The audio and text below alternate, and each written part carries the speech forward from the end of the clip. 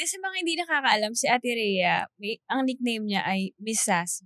Yeah. Oo nga, Tapos na-curious nga ako doon sa Miss Sassy. So, Ate Rhea, pwede mo ba ikwento kung bakit ulit Miss Miss Sassy? Sassy ka. Oo. Kasi yung teammate ko nung college, si Valerie Amar, parang ata siya nun, taga-province. So, parang rookie siya. Mm-mm. Tapos, dami yung problem sa love life niya. Tapos, mahilig siyang magbasa ng mga book na parang puro love advices, gano'n. Na si Miss Sassy yun. Dear Miss Sassy. Tapos, dami yung mga letters doon. Mm-mm.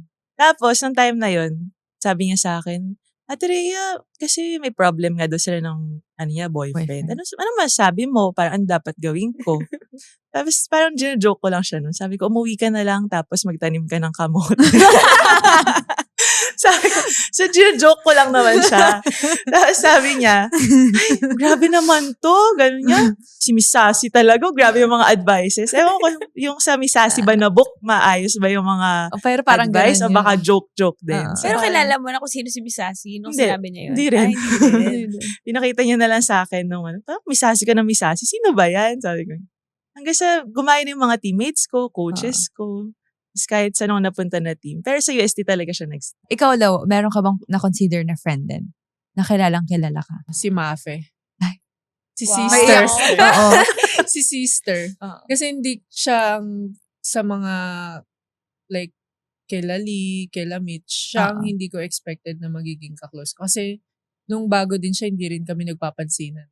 Oo. Parang kung ano lang yung matanong niya, yun lang yung conversation namin Oo. dalawa.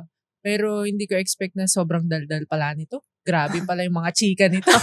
Di ba ba? Oo, yan. Grabe Oo, siya yan. nakahugot. Maraming hatid. Oo. Ang daming chika. Tahimik lang siya, pero pag nakakwentuhan mo siya, dami niya palang alam. Ay, sobrang. Mm-mm. Lalo na pag sinimula mo, eto na nga sis. Ay, alam mo ba? Ganun agad. Meron agad siyang Palagi siyang, alam mo ba, mom? si Ganun siya. Mafe. Hindi, ako, super thankful ako kay Lori.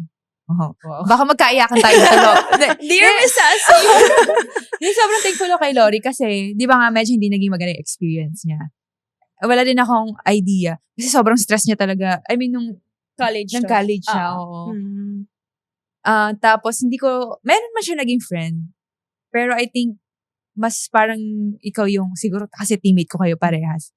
Pero I think, nung nag-crime kasi siya, hindi rin siya ganun ka-confident.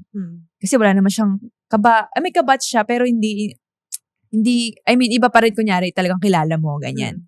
So, I think ikaw yung nag-ano sa kanya, nagbigay ng, nagpa-feel sa kanya na maging comfortable siya sa team. Yes, Kaya and nga naging to, happy diba? siya. At saka naging happy siya.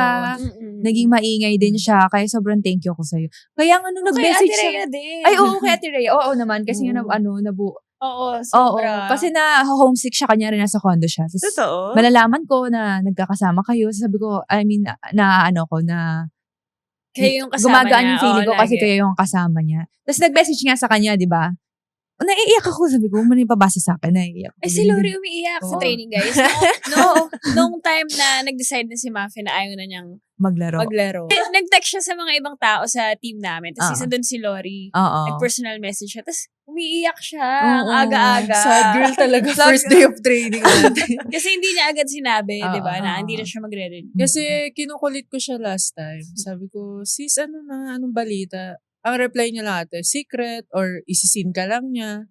Tapos kinabukasan, excited ako. Sabi ko, Megan, magkikita na kami nila Mafe, nila Mitch. 4 pa rin kami, ganyan. Si mom, pwede naman bumisita. Ganun na yung nasa utak ko. Tapos, parang nagising ako 4:30. Nakita ko Mafe Galanza. Sabi ko, ay, magpapaalam si sa absent. Hindi mag-training. Sabi ko, pag open ko ate, ang haba ng message niya. Tapos, 4:30 nakaganyan lang ako sa bed. Magti-training ba ako?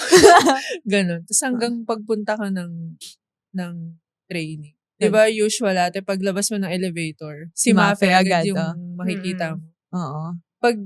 Paglabas ko ng elevator, sinilip ko muna yung upuan ko nandun si Mafe or baka trip-trip lang. Tapos nung na-realize ko wala talaga, sabi, wala nga.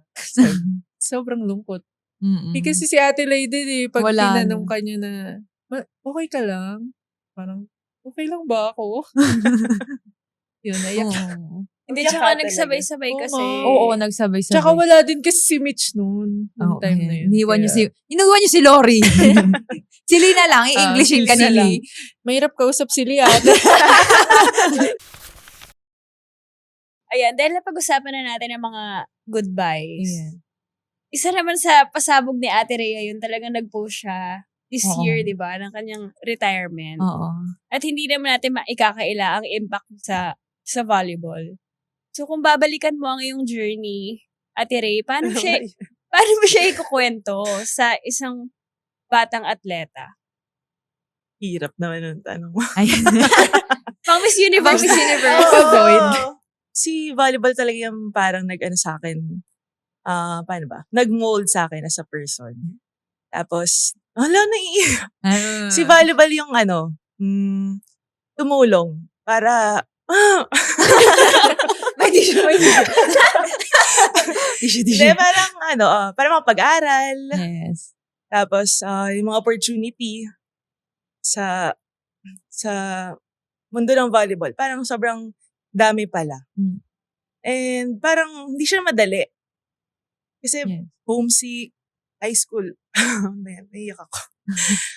High school pa lang, parang malayo na ako sa parents ko.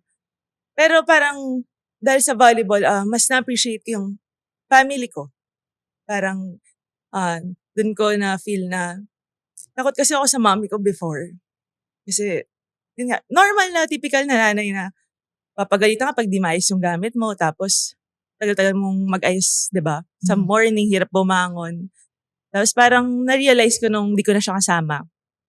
Parang na-miss ko pala yung mommy ko. Na-miss ko yung mga ganun niya sa akin na, ayusin mo na anak yung mga gamit mo, ganun. Kainin mo na yan para dating mo sa training, parang may energy ka. Tapos parang yung na-appreciate ko din yung lahat ng mga naging teammates ko. Kasi nung high school wala akong ka-close talaga sa class, sa mga classmates ko.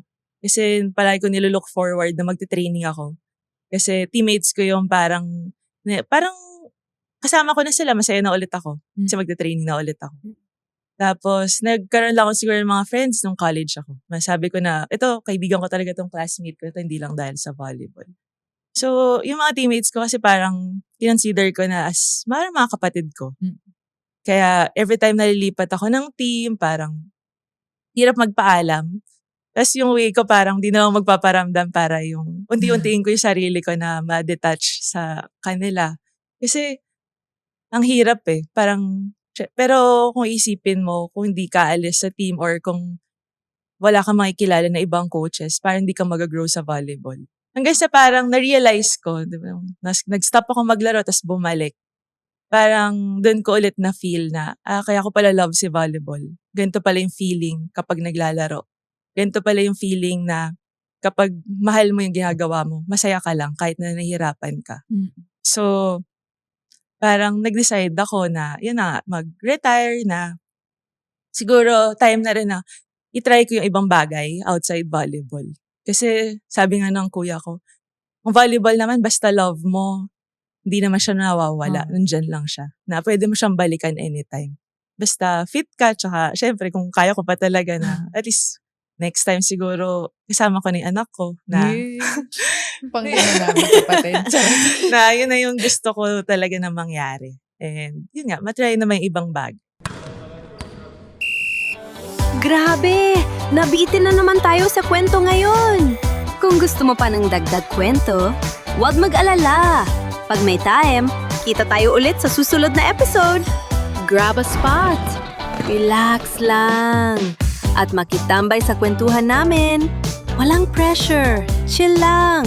Follow us on YouTube, Spotify, at Apple Podcasts para mapakinggan ang buong episodes ng Ang Podcast ng Mga May Time. Huge thanks to Bagong Pilipinas Studios, our official studio partner.